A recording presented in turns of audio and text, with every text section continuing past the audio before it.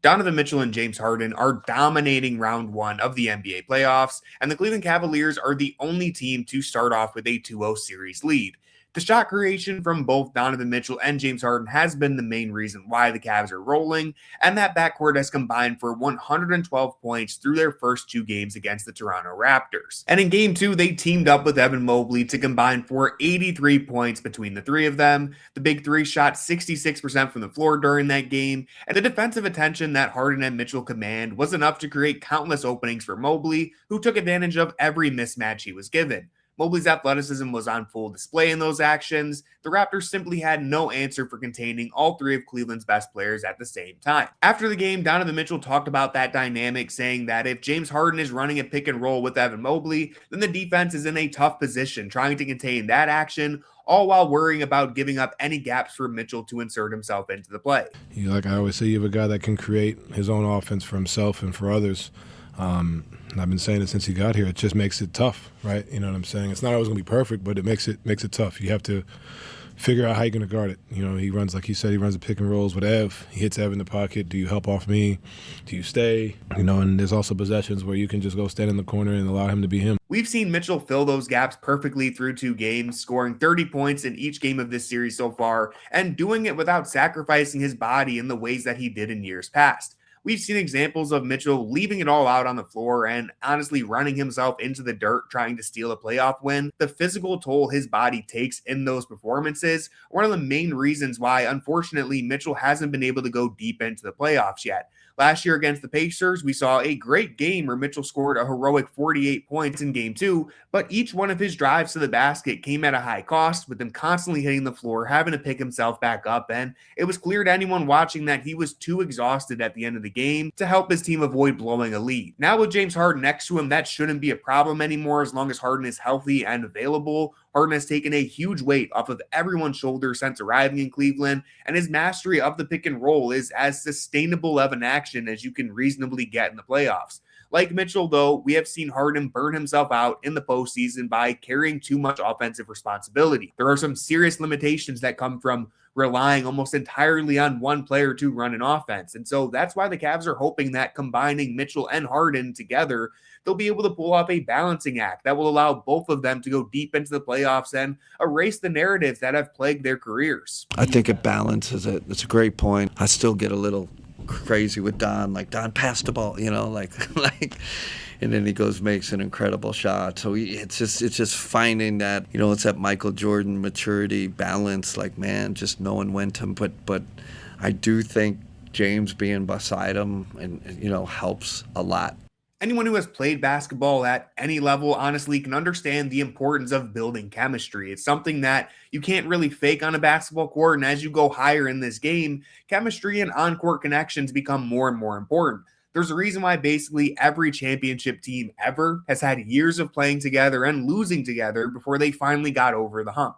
And while the Cavs have plenty of continuity across this roster, it is worth noting that their two best players have only been together for roughly 2 months. Fast-tracking that process of building chemistry between James Harden and the rest of the roster, but especially Mitchell, has been their main goal since February, and Harden's leadership has gone a long way to making up for that lost time. Because I know we are behind, so I think what speeds that process up is communication, helping each other out, just all the, like, there's nothing that comes to my mind that if I feel like I say something or I feel like if somebody else should say something, they should say it. Like, we are behind. We have I don't even know how many games together. So I think our communication during games, practice days, whatever, on the plane, like, is very, very important. That can get us over the hump. They're constantly in constant conversations about what's going on out there. And in the huddle, there are, you know, de facto leaders, right? They're vocal and they see what's going on both sides of the, you know, court. And tonight was one of these games where you had to be really sharp in terms of, because they were changing lineups, they were changing coverages, they went small, and they go back big for a few minutes to small, so things were moving at us fast. That's why it helps to have, you know, two smart guys like that. I think both Harden and Mitchell have an understanding of where they've fallen short in the past and how they can work together to exercise those demons once and for all. We saw a great example of this in game 2 when Donovan Mitchell one-on-one in isolation and nailed a difficult three-point jumper that looked beautiful while it went in, but while Mitchell was coming back down the court celebrating the shot, James Harden pulled him to the side and communicated to Mitchell that, yes, that was a great shot, dude, but we could have generated an easier look for the team. I think the biggest thing is we always communicate what we see, right? He was telling me what he saw, even though I think I scored on that possession.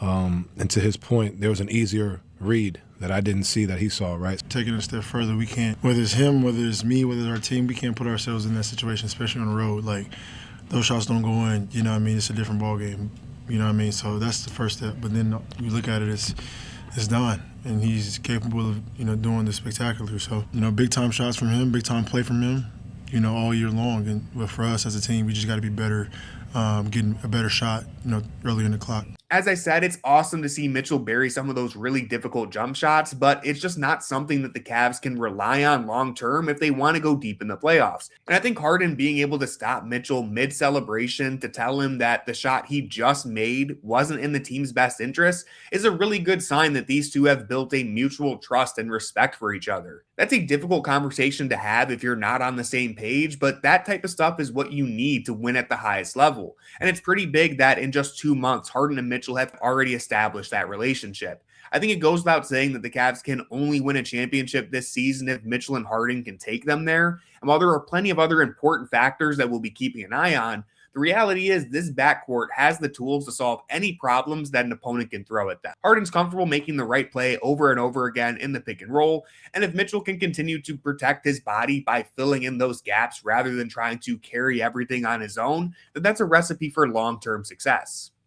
It balances out a little, and then Don doesn't realize, he realizes he doesn't have to do it all himself.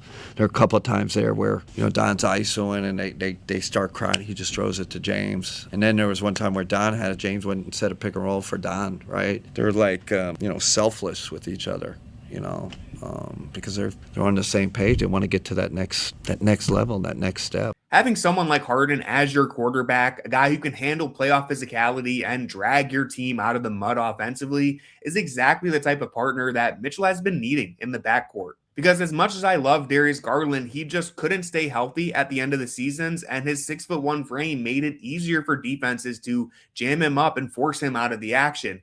Meanwhile, James Harden is too big to move around, and honestly, he's really good at using his size against you. Harden can always work his way to one of his spots, and once he has done that, the defense then has to decide if they want to risk playing against James Harden one-on-one or if it's worth leaving Mitchell, Mobley, Allen, or any of the Cavs role players open with an advantage. And so that nonstop advantage creation that James Harden can give you is everything this team has been needing for the postseason. And as they continue to build chemistry together, I think we'll only see this duo get better. So that's all I have for this one. If you enjoyed them, leave me a comment, drop a like, hit that subscribe button. And as always, go Cavs.